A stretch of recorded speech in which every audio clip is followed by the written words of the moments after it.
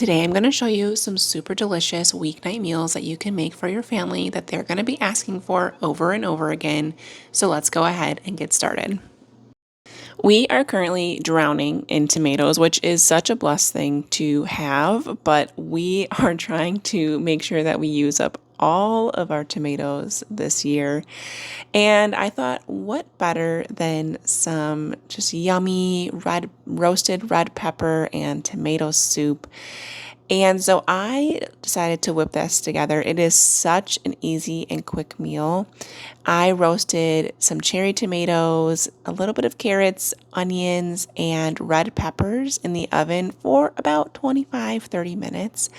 And I made a quick loaf of bread earlier in the day. Now, this isn't my best bread. I actually just recently killed my sourdough starter of like 2+ years, which is super sad.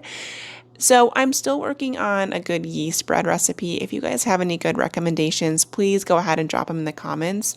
But I also have a lot of basil to use up thanks to my aunt bringing some over, and look at this fresh tomato from the garden. I decided to make a caprese kind of grilled cheese to go along with the soup. So simple, so easy. You guys, I love summer meals with fresh vegetables. It is just like there's nothing to replace it. I threw the caprese sandwich onto my cast iron, and I always put it on low and put something over it so that the cheese melts before the toast burns. And then once the tomato and pepper mixture and all of that was done roasting in the oven, I threw that into my Vitamix blender along with some basil, a little bit of garlic powder, and some salt. If I had had garlic on hand, I would have roasted that too, but I just didn't have any. And so this blended up super easy.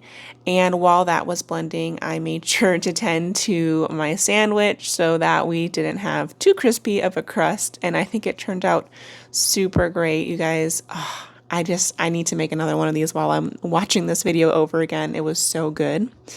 And then once that was all blended up, I threw some heavy whipping cream. You could also use milk or coconut milk here. I just had this on hand, and I love a super thick and creamy soup, so that's just what I did. And I put it into my serving bowl. You guys, this was like probably one of my favorite meals this week. And there's just nothing screams summer than some fresh tomato soup and a caprese sandwich that is fresh from the garden. Next, I went ahead and I put a whole chicken in my Instapot and I cooked it. This is my favorite way to cook a whole chicken. And I just picked all of the meat off, and then I put the bones back in with some veggies and made some bone broth for this week, actually. And I chopped up a bunch of peppers and some carrots and some onions and cabbage. And I am going to make a Thai curry, a red Thai curry. And I absolutely love Thai curries. And this was probably one of my favorites. Now, I will say I did make it a bit spicier than I anticipated. I had used a new red Thai curry paste, and it was spicier than the other ones that I've used. So I added with this all the veggie mixtures that I just kind of sauteed on the pan. I also added a pepper from the garden that is spicy, and I think I just overdid it a little bit. This is a little bit of fresh ginger powder, and again, this is the Thai curry paste. Now, I will say this, if you watch my budget video, this is a much better deal than the usual stuff I get. It's just spicier than I thought. So if you don't like spicy, I would just get a different brand or just don't add the extra pepper. I put in some coconut milk and I stirred that up, and then I added in some frozen broccoli that just really needed to be used up from Costco. I still have all of my broccoli from the garden. And then this is where I tested and I was like, oh, this is really spicy. So I added another thing of coconut milk to try and tone it down a little bit. And this is about half of the chicken that I made.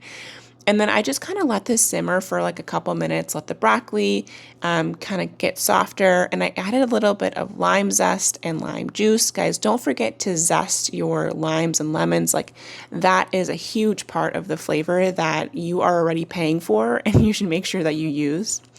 I served this up with rice. It was so, so good. And I just absolutely loved eating this for the whole week.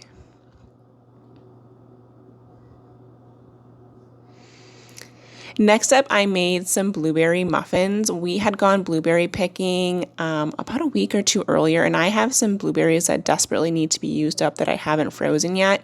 Now, I will show you guys this full recipe in my next video for my postpartum prep. So just as this is just a little bit of a sneak peek here, so make sure that you're subscribed and you get the full recipe in the next video. This was more just me testing it out and just making sure that it was good. I had a few changes, but otherwise it was a really good recipe. Now I have an abundance of cabbage right now. I think I have at least 10 still sitting in my fridge from harvest. And so I was like, I need to do something to use up all of this cabbage. And so I was kind of going for some sort of like, I don't know, even like an Asian type of salad with like soy sauce and peanut butter and all of those kinds of like flavors, a little bit of sesame oil. I kind of winged the dressing, and I'll share the recipe for all of these in the description below, don't worry. And I thought this was really good. I think the only thing I would probably change to this is maybe adding like a little bit more of a crunch. So I had put peanut butter, soy sauce, a little bit of honey, some white wine vinegar. If you have rice wine, that might also be good. I just didn't have it on hand. And then a little bit of sesame oil, and I just mixed that up. It was definitely a thicker type of dressing, but since it's such a hearty like cabbage and carrots and chicken, it actually mixed up pretty well.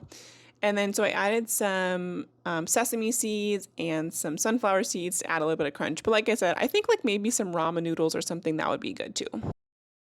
Next up is pizza. Now, when I first started making pizza, I feel like it felt intimidating to like make your own homemade pizza every time.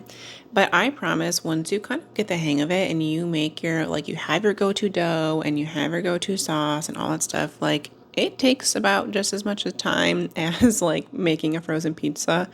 Obviously, it is a little bit more work. I'm not going to try to pretend that to you. But I just use like super basic ingredients, and I am super lazy about it, if I'm super honest. I just use regular sauce from Aldi, like red sauce. I don't buy pizza sauce. It has a bunch of junk in it.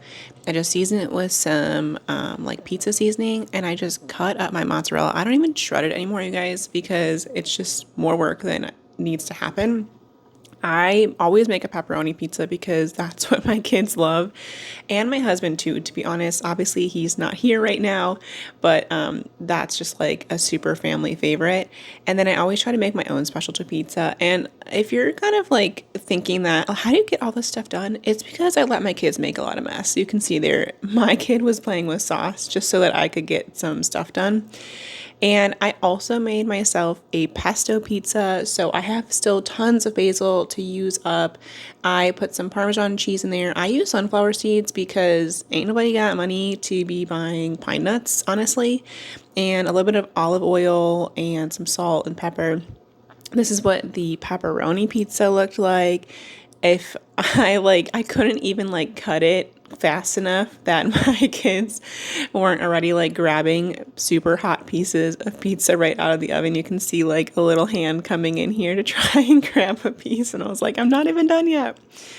And then once the kids had their pizza, I started on mine, which was this pesto one. So good. Just mozzarella on top here. I'm sure Parmesan would be good too. I already have it in the sauce, but this was really good. It was super crispy. I like to kind of make a thinner crust. And again, I'll drop these recipes in the comments, so don't worry about that.